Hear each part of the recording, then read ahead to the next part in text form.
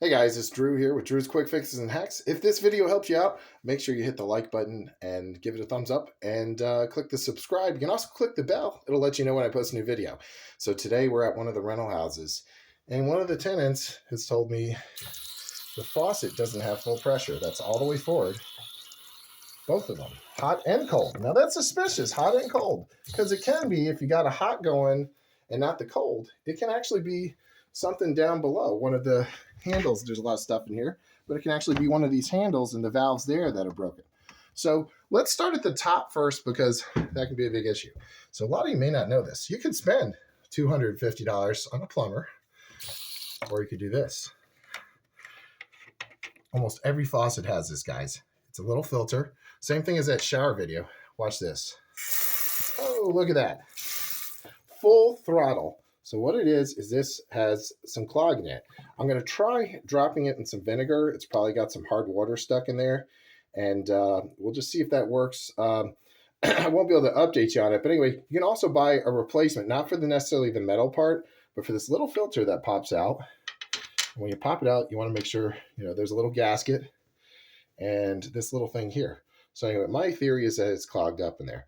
All right, guys. Well, I hope this helps you out because, man, that's the thing. So just to get back to you, if you have the hot or cold, one is flowing more than the other. It can also be two things.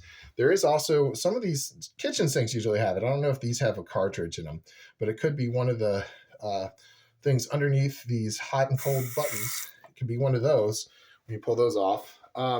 Or again, like I said, in the valve. Now, the way you would tell at the valve is you would disconnect it from the top of the sink and then make sure you turn it off first and then turn it on and off. And if you get a spray down there, you know what's going on. So in this case, we're lucky it was an easy fix here.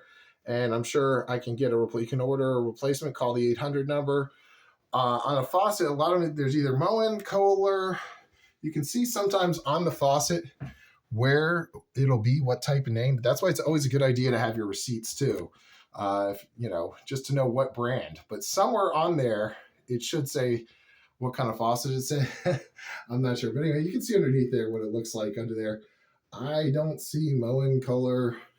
Don't know what brand this is. So it's a good idea to make a note of that when you've had a new faucet installed. You can always call and take a picture and send it to the company as well. They can tell you what kind of faucet they have. So, hey guys, I'm sorry I haven't posted in a while, but thanks again for watching and trying to get back into it with just grabbing the cell phone and doing a video because that's the easiest way to get you guys stuff and information. I hope this video helped. Again, give it a thumbs up and hit that subscribe button.